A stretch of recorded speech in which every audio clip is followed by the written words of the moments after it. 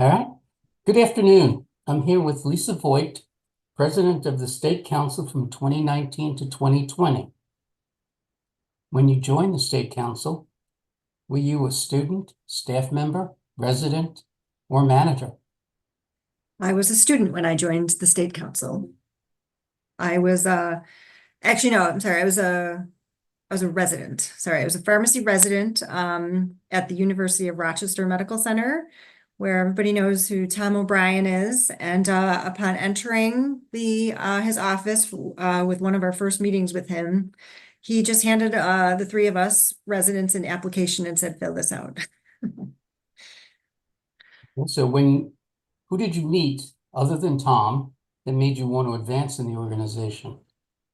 So when I was in Rochester, I attended some meetings, but then I moved back to Buffalo, where I met Kim Zamet, who everybody knows, Stephanie Seiss, who everybody knows, and some of the local chapter leaders at the time. So it was Frank Heinrich and Christopher Jadek, who I believe were in the presidential roles around that time. And those people were heavily involved in my joining or my interest in advancing into the state council, as well as a fellow pharmacy student of mine from the University of Buffalo, Andrew Bergdorf. At one point, he was on the board of directors and had me join one of his committees. So you've mentioned four of them already, but how many of the previous past presidents did you know and what were they like?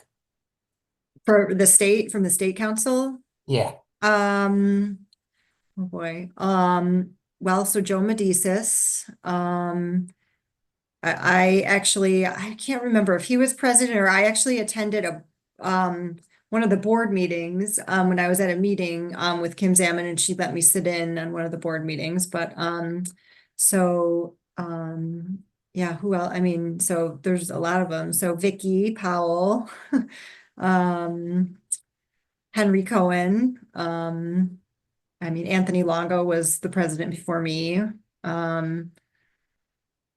There's too many to name. I can't name them all. Okay. What challenges did you see as a member, as a board member, and then as president of the organization?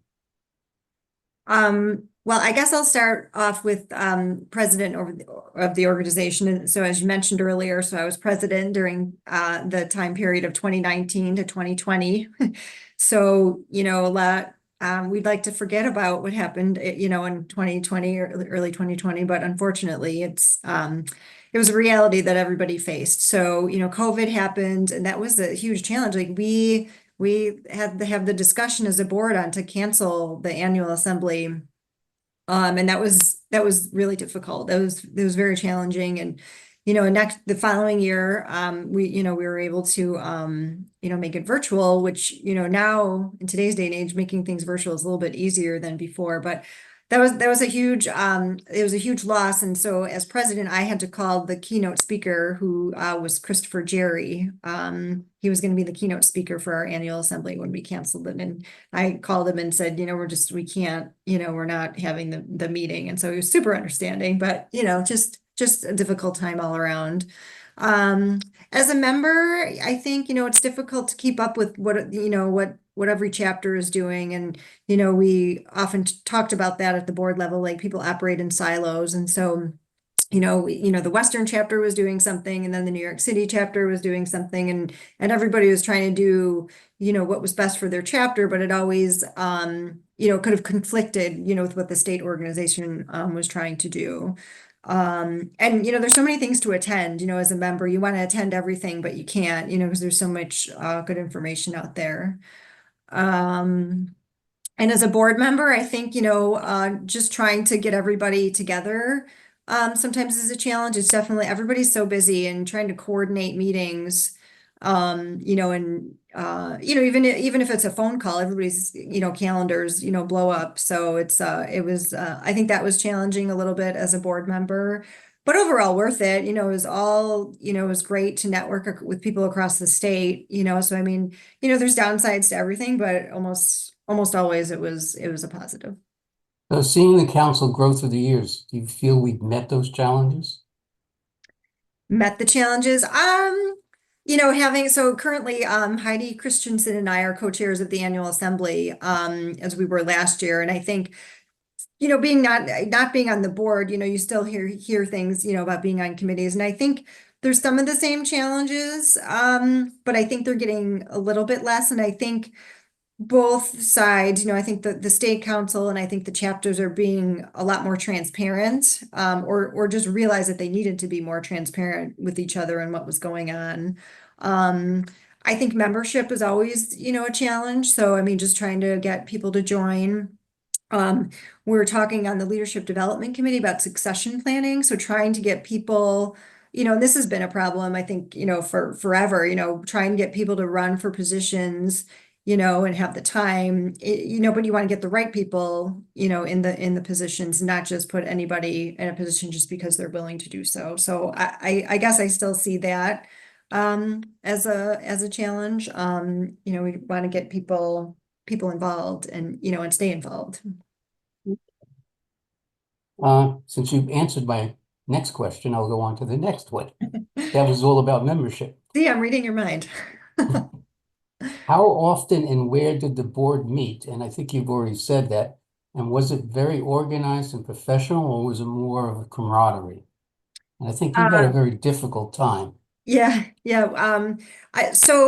When I was president, and I sort of, Stephanie Seiss, who was one of my mentors, for the council, like she's very organized. So she kind of helped me along. She's like, you should do this and try to set this. So, we would definitely schedule in-person meetings. We tried to have 4 in-person meetings, including the annual assembly.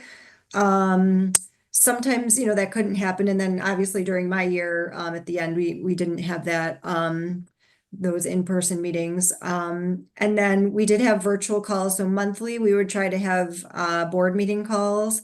I think, and I'm not sure if this is, still how it's working, but it's hard to, conference calls take up a lot of time. And if you're just reporting, there was a lot of reporting out, of what directors were doing instead of action items. So we tried to, I think tried to change that a little bit and not just have everybody read the reports and saying we can read the reports, what is it, what are any action items, does the board need to vote on something or, move in a different direction than what we're doing. So, but I found it very helpful to meet in person. It definitely takes on a different experience. I think when you're on a conference call, you're always multitasking, or somebody comes in your office and knocks on your door and needs something, and they really you got to be on hold, and then where were we? I think one of the most exciting things that we did when I was president was the strategic planning session in person. And so everybody came in the night before, we had a dinner. And then the next day, we were all there and we got started early, got right to work, and had a very successful meeting. And we even invited some past presidents to come along and share their input about the strategic plan. So I understand that conference calls are, necessary, but it's, if you can meet in person, I think it's definitely brings people together a little bit more. Annual assemblies, you talked a little bit about it, but when you became a member, what were the early annual assemblies like, and where were they held? Yeah, that's right. So so it was always in the spring when I was a member. Saratoga was one of the sites, but the Sagamore was, I think, my first annual assembly. And then the Turning Stone in Verona, New York, the casino. And then I think those are just sort of the places where we alternated. And then we outgrew the Sagamore.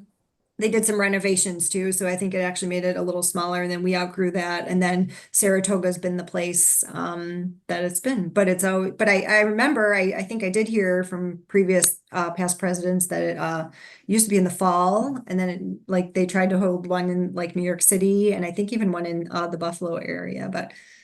Um but so far it's always been in the central like New York Albany area. Okay. There was actually two in Buffalo, by the way. Yeah, see, I missed it. What was it like when you were president at the annual assembly? Was it busy, chaotic, or sedate? And again, you had a very difficult time because you really didn't have one. Or Right. so, Yeah, I didn't have a, right. So I mean, I guess so when I was president-elect, yeah, it was busy, but it was exciting. You get, it's just a, you get to have, I really enjoyed the past president's lunch, where you get to ask the past presidents questions, you're in person, you have a discussion and you hear about their woes when they were president and anything to help, and everybody's just so helpful. Like anything you need, just send me an email, call me, I'll help you out. I think that was one of the highlights, but we were doing the residency program too at the same time. So, I think as any board member, not even just the president, I think you try to be around and, see what's going on and talk to new people, introduce yourself, thank you for coming. Hope you can join a committee eventually. Yeah, it's always busy at the annual assembly. when you became president, was it everything you expected? Um, well, I knew at the inauguration, yes, because you know what the installation dinner's like, but no, I mean I think you never know what's going to happen when you become president. I knew, you knew the standard things, had to have board meetings, there's an agenda, we were doing the strategic plan, we knew that needed to get done. Um, there's always, ups and downs, challenges, people, with conflicting ideas, so, as a board, it's okay to agree to disagree, but at the end, you're one board and you need to come to a decision. I think always the challenging part during my time, and I think even now is, advocacy for pharmacists just in general and, moving the profession forward. And as we all know, sometimes in New York State, it doesn't happen very quickly. So that's always a challenge. Generational changes. When you started, did you feel you needed to work your way up to the presidency? New members have a very different philosophy of needing more evenly divided time between work and play. And how do we help them to assume these roles in the state council? And will the new members be able to move the council forward? Lots of questions. I know. I was so comfortable being on a committee and then, when somebody says, no, you should really, well, then become chair of the committee. I'm like, oh my gosh, I don't think I could become chair. And I'm like, well, maybe I could be co-chair. So, we did that. So we did I co-chaired some committees. We got to sit in, and then, I became president of the local chapter first, so I think by becoming, I was even paranoid about doing that. But again, you surround yourself with people who are smarter than you and who can help you. So, running the local chapter was great. I mean, I held positions on the local chapter before I was secretary for a year, I think 2 years, and then moved into the presidential role. And just seeing and hearing and listening about, the state council, I was very fortunate to work with people who were on the board and hearing about what it is to be on the board. This is what it means. And, so after, my local chapter presidency of the Western New York chapter, then, I was asked to run for a board position and I'm like, I don't know. And like, you never know if you're going to win, but I'm like, all right, like I'm probably not going to win. And that was my philosophy going in. And of course I won.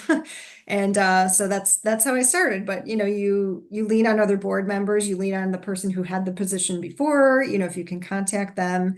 And then now my philosophy is, I was on the board for I think 8 years before I think I became president. So it was around there. So I was still paranoid to run for president because I'm like, I don't know if I know what I'm going to be doing. So, but having the executive director helps for sure. And having, a strong board helps too. So and just, the number of board members. And I know that's been sort of changed and, different over the past few years. So, but I think, my advice to new members is, it's, lean on somebody, who you think you might want to, somebody older than you or somebody who has had the position before, and see if this is something that you want to do. And, I think, we're trying to actually from the Leadership Development Committee, pilot a leadership development program or a mentor-mentee program. So maybe pairing people who have similar interests or would like to be a mentor, be a mentee, and how to move up in the state council. And I think I think that's a very important step because in my opinion, you don't want to just jump into something that you don't know what you're doing. Okay. Any final nuggets you'd want to impart on future members who wish to become president? I think, there's never a good time, to do something. So I'm a mom. When I was president, my kids were young. So, there's always that challenge of balancing work life, family life, volunteer life, with everything. So, if you find time, you'll be able to find time. And, I think with more things being virtual, I think it's much more doable, especially with a family. But, again, you just have to say, this is the time that I want to do something. And, and you join a committee, join 2 committees, join 3 committees, and see, what you can do for the committees. And then, maybe become a chair of a committee or partner with somebody, become a co-chair of, somebody. But I think, this is a great time to be a pharmacist. It's a great time to be involved in professional organizations. It's exciting to see actually one of the past presidents who I didn't mention before, Lee Briscoe Dwyer, who is a good friend of mine too, to see her as president of the American Society of Health System Pharmacists. And so I think, having somebody from New York in that role, like, is outstanding. And I think, looking to her and to, some of the other past presidents who've done so much, for the council. I think these are the people that, need to be, not only highlighted, but, these are the people to reach out to, and everybody's super friendly. And, having, past presidents' phone calls, is helpful for the current president. So I think that just whatever information they can pass down to people who are interested in becoming a leader in the organization. Okay, with that, we'll end our interview, and thank you so much for your time. Thank you for having me.